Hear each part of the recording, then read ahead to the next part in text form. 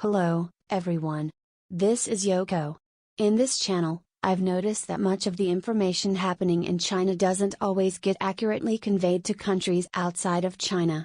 So, I've decided to share information I've gathered in English.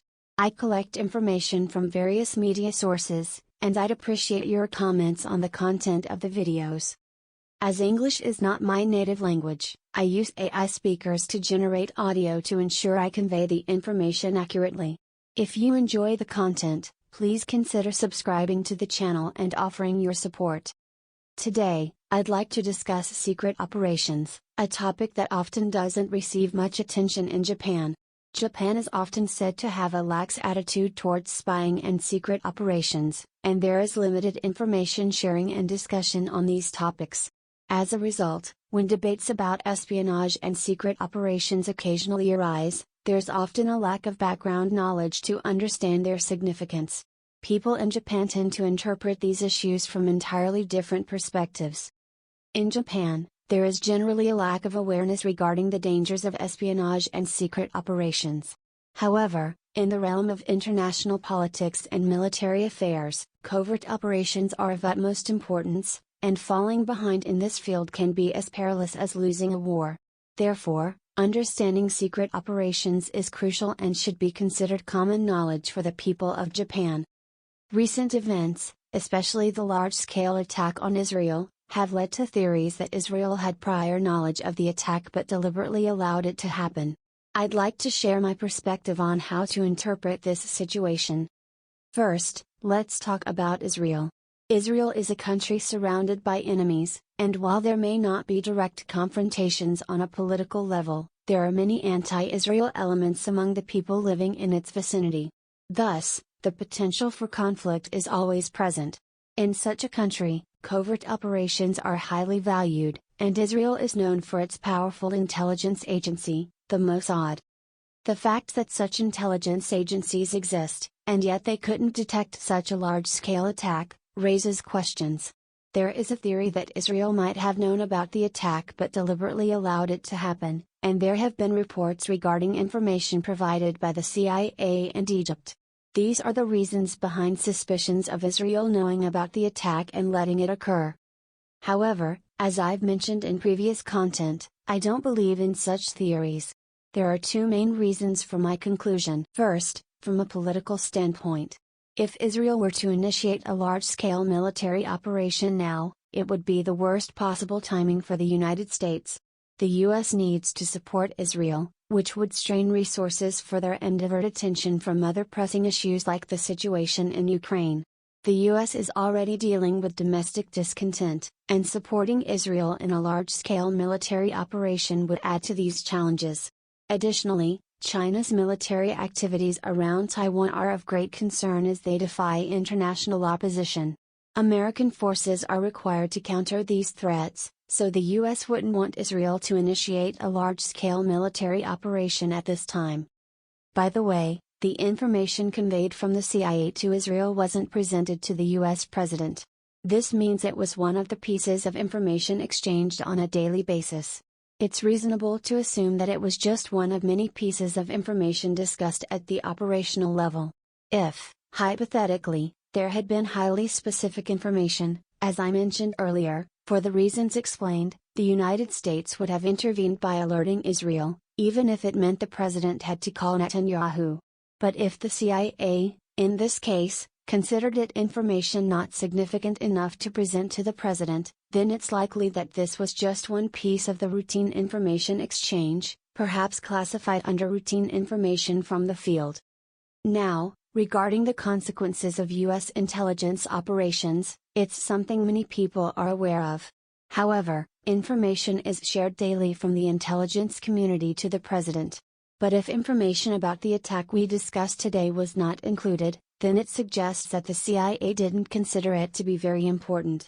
It was just one of the pieces of information among the daily influx. People might think that because it's CIA information, it's essential, but the CIA is, in fact, gathering a vast amount of information daily. This includes false information and low-level details. So, without proper filtering, the sheer volume of information can be overwhelming. As a result, they select valuable information to present to the president.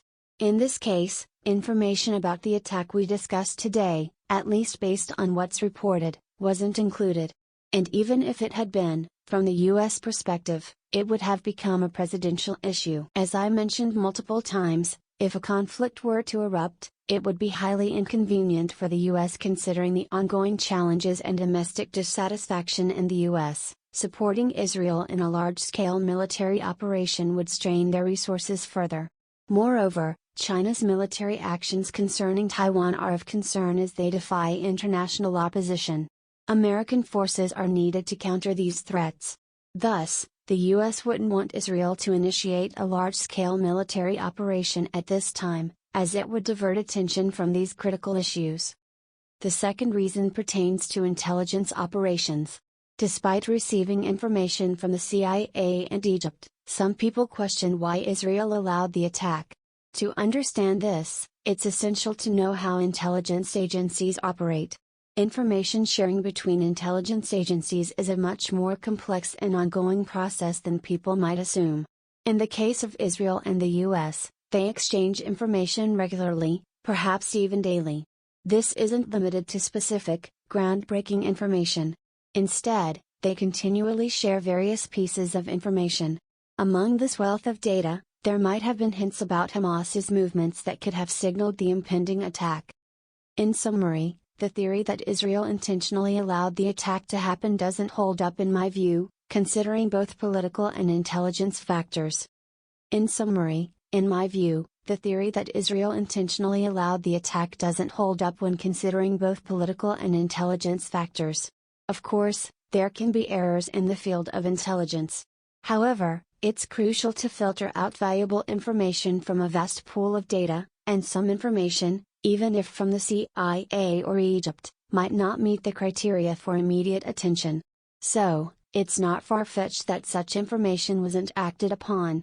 And that's the nature of intelligence gathering, it involves a mix of valuable and less valuable information.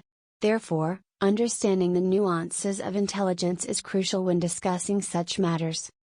Spy activities and intelligence gathering aren't always about brilliant individuals providing vital information. Often, it involves sifting through masses of information, some of which might be intentionally misleading. This is a complex world where misinformation is as common as valuable data. Unfortunately, many in Japan may not be aware of the intricacies of spy activities because Japan is generally peaceful and may not take a keen interest in spy operations.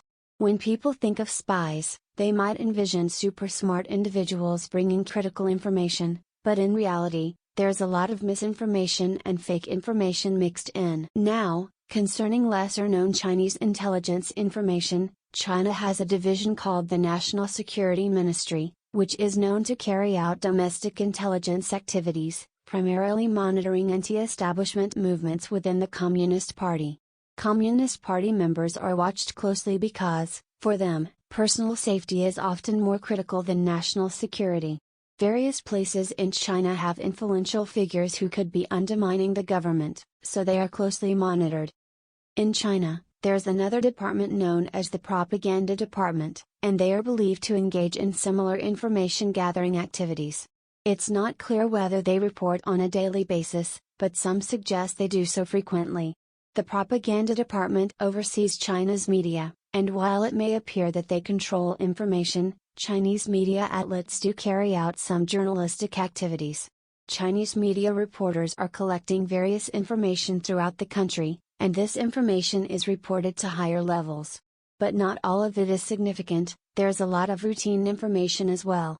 Mid-level officials review this information and decide what should be passed up the chain. The main point here is that despite the enormous amount of information gathered, only a fraction of it makes its way up the chain. While China's situation might be different, information management is a challenge everywhere. Gathering intelligence produces a wealth of information that cannot all be addressed, even by the heads of state. So, when people ask why this information was overlooked, it's because amidst the daily influx of information, these nuanced details can be challenging to pick out. This concludes our discussion for now. We'll meet again in the next video.